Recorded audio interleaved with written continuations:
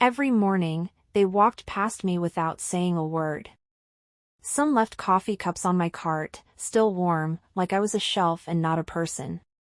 Others acted like I didn't even exist, like the space I occupied was simply empty air that happened to hold a mop.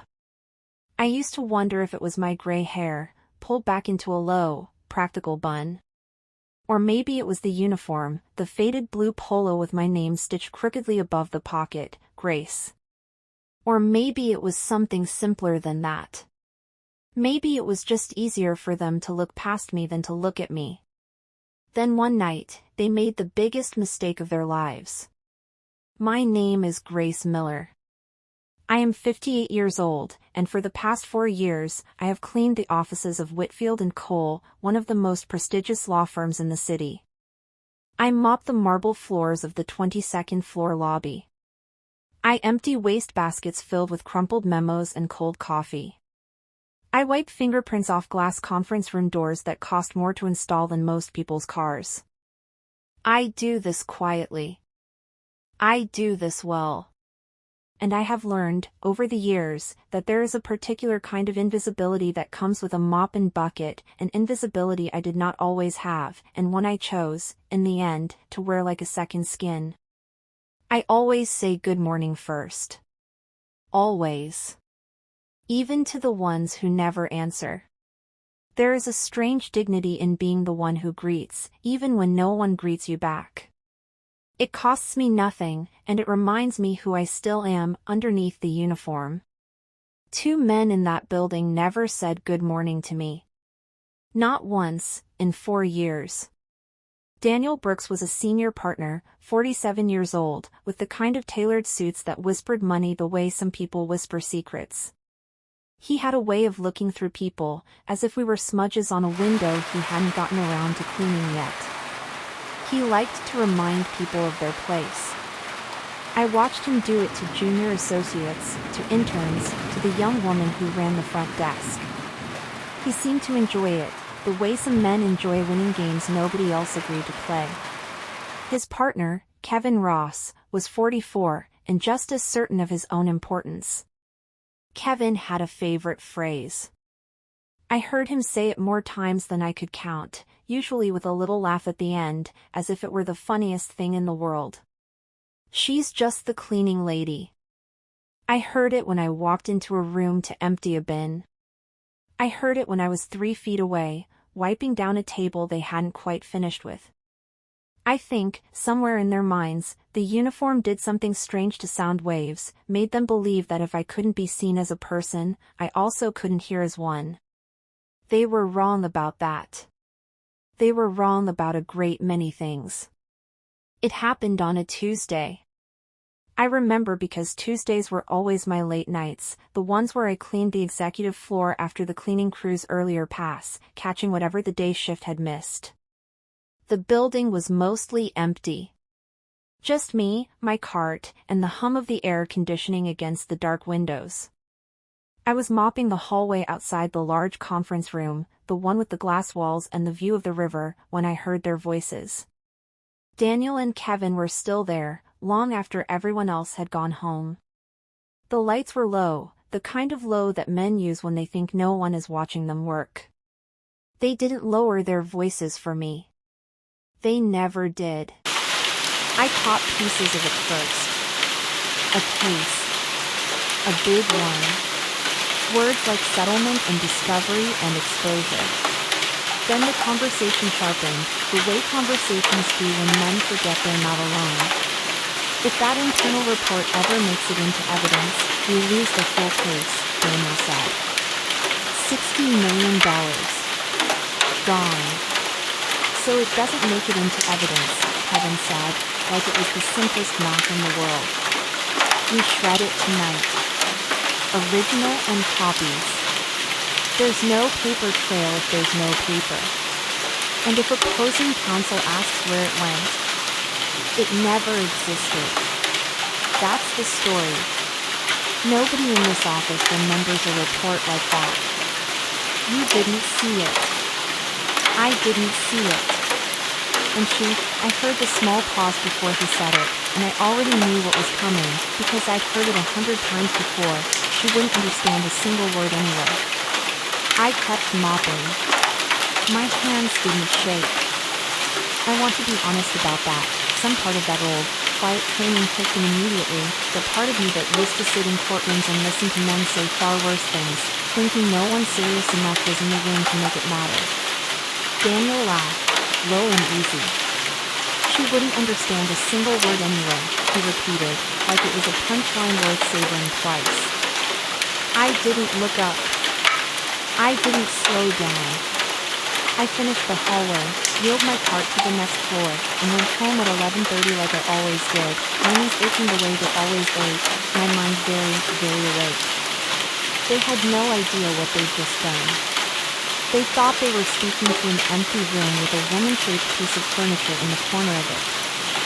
They didn't know that the woman pushing that mop had spent 25 years of her life inside courtrooms just like the ones their firm argued in every day. They didn't know that before I was Grace the cleaning lady, I was Grace Miller, Assistant United States Attorney, and for most of those 25 years, I built cases against men exactly like them, men who believed that money and confidence made them untouchable, men who believed the law was a maze built for other people to get lost in. I retired quietly, 6 years before that Tuesday night.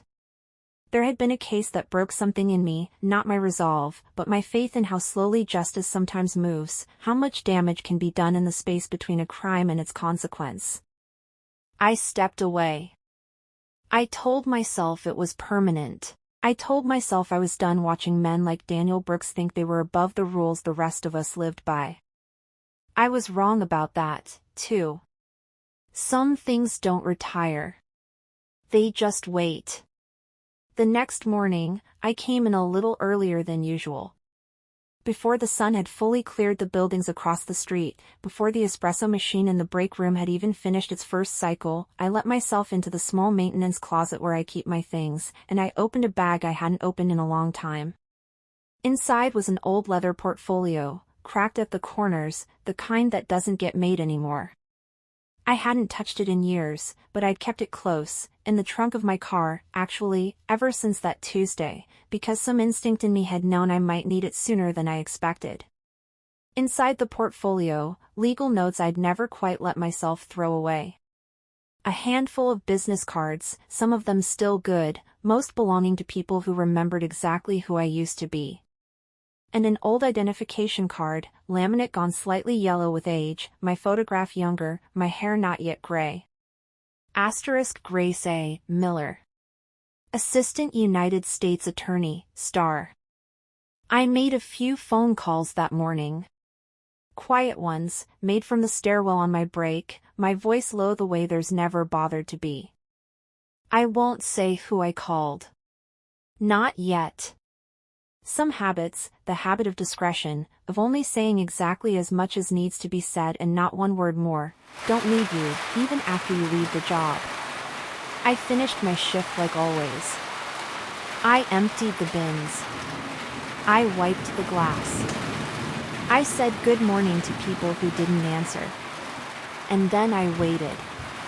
2 days later, at 9:14 in the morning, the elevator doors on the 22nd floor opened, and 6 federal agents walked out in dark jackets with letters on the back that made the whole office go still.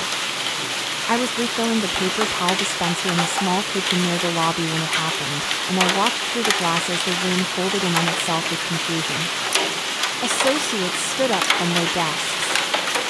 Someone dropped a coffee mug, and it shattered against the marble, and nobody moved to clean it up, which, under any other circumstance, would have been my job. Daniel Brooks came out of his office first, still holding his phone, his face doing that particular thing faces do when the ground disappears beneath them without warning. Kevin Ross was right behind him, already talking, already trying to explain something to agents who clearly weren't interested in explanations. They read Daniel his rights first. Then Kevin. I watched the handcuffs go on, not tight, not dramatic, just quiet and final, the way these things actually happen, nothing like the movies. Kevin's eyes swept the room once, searching, I think, for someone to blame, someone to argue with. His gaze passed right over me. Even then. even in that moment. Some habits die hard, I suppose.